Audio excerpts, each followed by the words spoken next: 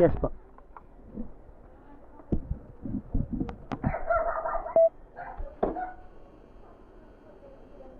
Samawa po ito. Oh. Kuya? Samawa? Opo. Tara. Kuya, wait lang. Ano yun? Saan yung pick up mo? Isang laptop mo. Ano yun? Double Nagsabi- booking ka, ma'am? Hindi, wala naman akong angkas eh. Opo. Anong name nakalagay, pre? Sige kuya, bayaran ko na lang yan. Sayang naman yung biyahe niya. Magkano po yan kuya? Hindi, sige kuya, sayang yung biyahe. Or kahit kalahati po. Sige po kuya, thank you. Double booking.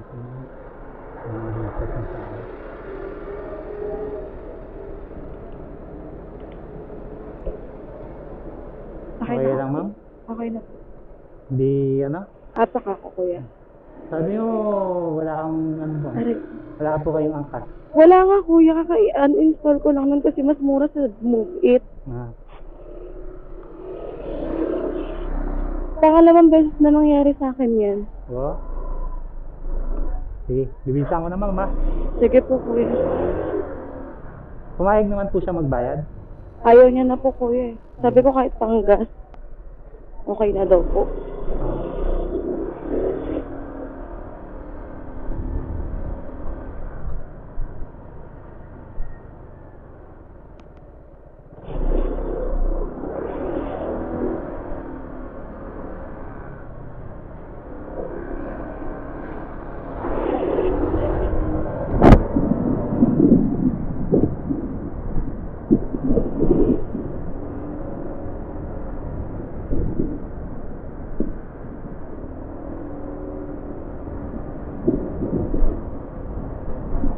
Mas mura po talaga yung fare sa amin, ma'am.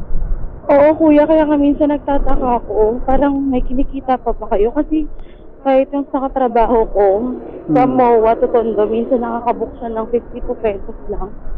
Oo. Yun nga po, medyo ano din sa amin, madam, eh. Kaya lang, wala.